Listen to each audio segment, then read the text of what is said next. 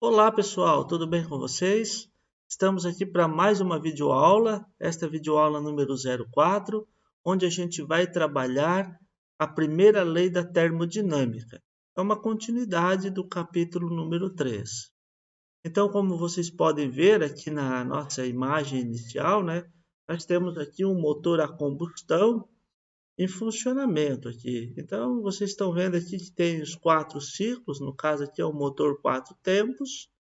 E ao fim desta aula, então, a gente vai poder entender um pouquinho, sobre a primeira lei da termodinâmica e o funcionamento dos motores.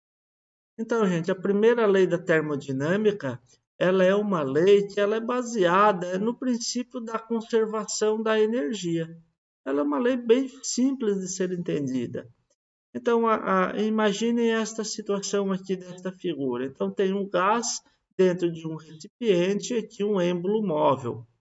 O que acontece quando a gente fornece energia na forma de calor para esse sistema? Então aqui, ó, a gente está fornecendo, ó, a gente fornece. E aí, esse calor aqui ele vai gerar duas coisas. Esse calor vai aumentar a temperatura desse gás aqui, e aumentando a temperatura, o que acontece? Vai aumentar a energia interna. Bom, uma vez que aumenta a energia interna, então vai aumentar aqui a pressão, isso aqui vai acabar se elevando, vai acabar gerando trabalho. Então, o calor, pelo princípio da conservação, ele está fazendo duas coisas aqui. Então, ele está gerando uma variação da energia interna do sistema e também está gerando um trabalho. Então, a primeira lei da termodinâmica, ela é expressa desta maneira. Calor igual a trabalho mais variação da energia interna do sistema. E aí, o trabalho, a gente sabe que é dado em joule, então unidade J. O calor, ele também é trabalhado em joule. E a variação da energia interna também na unidade joule. Tá? Então, são relações de energia que nós temos aqui nesta equação matemática. Aqui eu trago para vocês uma convenção de sinais que é muito importante para que a gente resolva com exatidão nossos exercícios, E aí vocês sabem algumas coisas dessas que são lógicas, Quando um sistema está ganhando calor, Então ganha aqui, ó, calor é positivo. Se o sistema está perdendo calor, gente, é óbvio que o calor, a quantidade que o problema está fornecendo, tem que ser anotada lá como um número negativo. E quando a gente trabalha com um processo adiabático, o adiabático diz que não existe troca de calor. Tá? Se não existe troca de calor, o sistema ele não ganha e também não perde calor. Então, a quantidade de calor envolvida é zero. Então, quando vocês lerem estas informações aqui nos problemas, você já tem que ter isso aqui em mente. A gente também sabe que quando se refere a trabalho, pessoal, se o sistema está realizando o trabalho ele é positivo, Então tá aqui, ó. Se ele está recebendo trabalho, então o nosso trabalho ele vai ter um valor negativo. Então fique ligado nessas duas palavrinhas aqui também, se está realizando ou recebendo. E quando o processo ele é isovolumétrico, pessoal, o que significa um processo isovolumétrico? Que o volume se mantém constante. Logo, se vocês lembram da equação para calcular o trabalho, a gente sabe que trabalho é P vezes ΔV. Se o volume é constante, ou seja, não havendo então variação de volume, a gente pode dizer que o trabalho é nulo. Então, num processo isovolumétrico, o trabalho vai ser zero. Então, tem que ficar ligado nesta transformação aqui para saber que o trabalho é zero. E quando ocorre um aumento de temperatura, nós sabemos que vai ter uma variação positiva de energia interna, o KU. Quando ocorre uma diminuição na temperatura, vai haver uma variação negativa da energia interna. E quando o processo for isotérmico ou um processo cíclico, a gente sabe que não vai ter aí variação de energia interna. Então, a energia interna é zero. Então, esses detalhes são muito importantes na hora da resolução do problema, porque a gente vai ter que saber, ora, se o trabalho é positivo, se é negativo, se o calor é recebido, se é perdido e assim por diante. Então, é fundamental ter isso em mente. Analisando a primeira lei da termodinâmica, então aqui, ó, calor igual ao trabalho mais ΔU, a gente pode ter a seguinte análise. Numa transformação isotérmica, a temperatura ela é constante, né? A gente já sabe disso aí. Se a temperatura é constante, não ocorre variação da energia interna. Se não ocorre variação da energia interna, então a nossa primeira lei da termodinâmica ficaria analisada da seguinte maneira: calor igual ao trabalho. O que isso significa? Significa que quando você fornece calor para o sistema, todo o calor está sendo convertido em trabalho. Então não tem nada de variação de energia interna gasosa. Ele está aproveitando integralmente aqui e convertendo tudo em trabalho. E quando a gente trabalha com uma transformação isovolumétrica, como é que ficaria a nossa análise da primeira lei da termodinâmica? Então, na transformação isovolumétrica não existe variação de volume. Se não existe variação de volume, o trabalho que é dado por P vezes ΔV vai ser nulo. Então, se o trabalho é nulo, a gente vem aqui na primeira lei da termodinâmica e a gente corta o trabalho. Então, o calor é convertido integralmente em variação de energia interna. Ou seja, você injetou calor aqui no sistema. Se esse êmbolo não se moveu, então não teve trabalho, o que significa? Significa que esse calor vai para algum lugar, esse calor vai para aumento de energia interna do sistema. Já numa transformação adiabática, o próprio nome já diz, adiabática, então não existe troca de calor, então a quantidade de calor aqui envolvida é zero, né? Então significa que para que esta igualdade seja mantida zero, o que acontece? Se o sistema aumentar a energia, vamos supor, aumenta em 10, o que tem que acontecer para manter a igualdade com o trabalho? Ele precisa perder trabalho aqui, ó. Então, uma coisa vai ser inverso da outra. Então, se teve um decréscimo de trabalho, teve aumento de variação de energia interna. Aí, se teve perda de energia interna, teve acréscimo no trabalho. Claro que não é correto falar em acréscimo e decréscimo de trabalho, né? O correto seria dizer, quando o trabalho é negativo, o sistema está recebendo trabalho. E quando o trabalho é positivo, o sistema está realizando trabalho.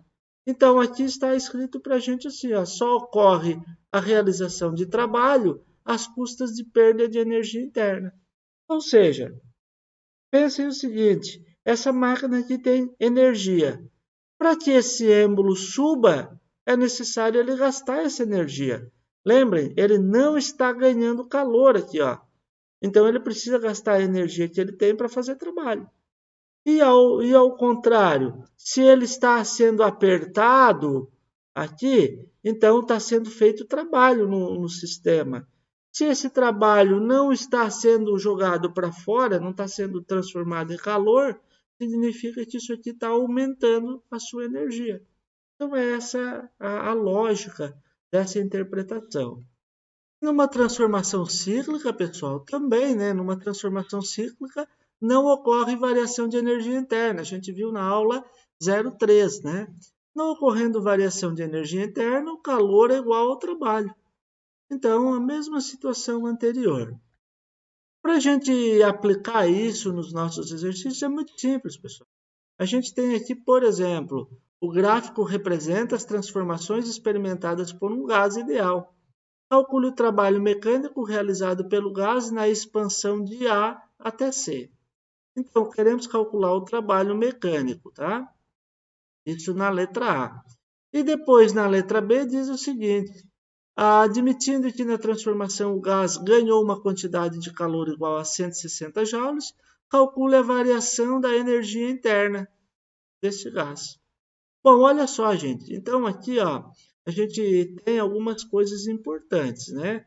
Que na transformação o gás ganhou uma quantidade de calor. Então, aqui, gente, eu vou ter o seguinte: o calor ele ganhou, então é uma quantidade positiva, e o valor é 160 joules.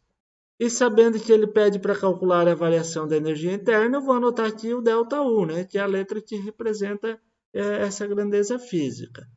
Isso aqui é na letra B, né? E na letra A é o trabalho. Tá? Então, o trabalho mecânico é o W. Tá?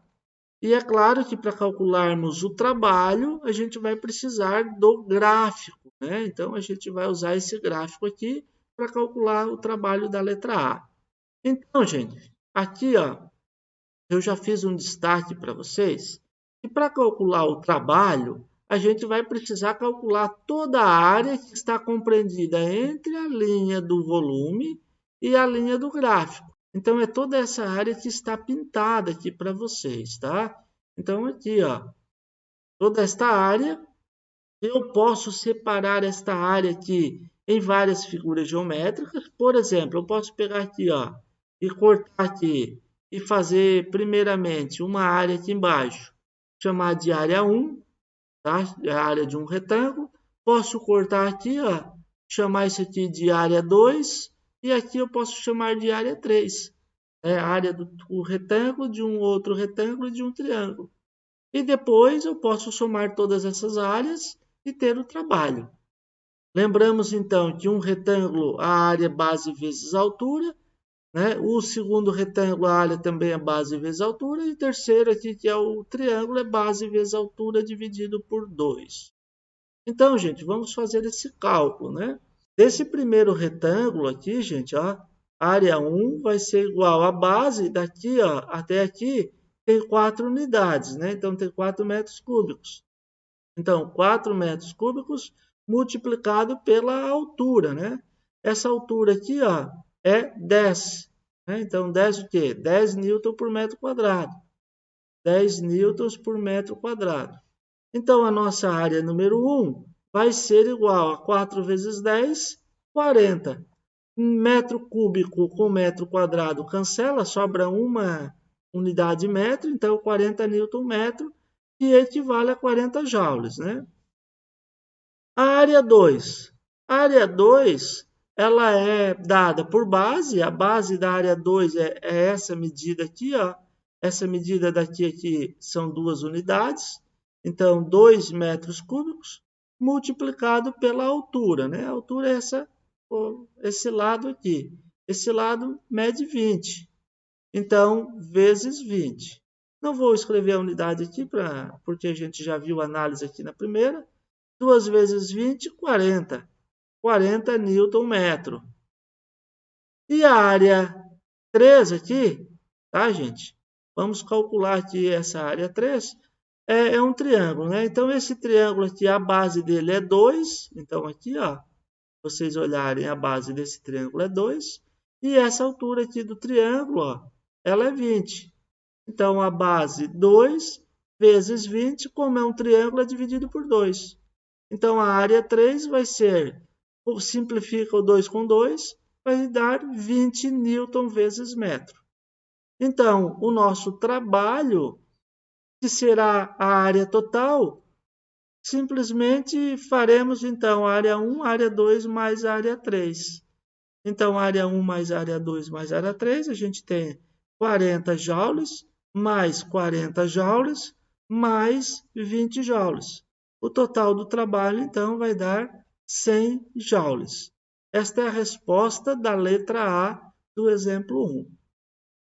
E na letra B, pessoal, a gente vai usar o que a gente já tem de informação. Na letra A, então, a gente calculou que o trabalho era de 100 joules positivos, e no enunciado do problema, o sistema ganhava 160 joules de calor. Então, a gente tem essas duas informações. Para calcularmos a variação da energia interna, o que a gente vai fazer? A gente vai usar a primeira lei da termodinâmica, tá? Onde o calor é igual ao trabalho mais a variação da energia interna. O calor, a gente sabe que é 160 joules, o trabalho a gente sabe que é 100 joules, mais a variação da energia interna. Então, 160 menos 100 é igual à variação da energia interna. a variação da energia interna é igual a 60 joules. Bom, gente, olha só. O que a gente tem de interpretação física aí desse problema? Bem simples aqui. Você tem ali o seu gás dentro de um recipiente e o êmbolo aqui. Você injetou aqui 160 joules de calor, o sistema realizou 100 joules de trabalho. Para onde é que foi a outra parcela aqui, ó? Esses 60 joules? Para onde é que isso foi? Isso aqui ficou acumulado no sistema sob forma de energia interna. Então é esta a lógica da primeira lei da termodinâmica. Pessoal, finalizamos então aqui a nossa videoaula sobre a primeira lei da termodinâmica. Espero que vocês tenham compreendido essa temática. Deixo o meu grande abraço e nos vemos numa próxima videoaula. Tchau, tchau!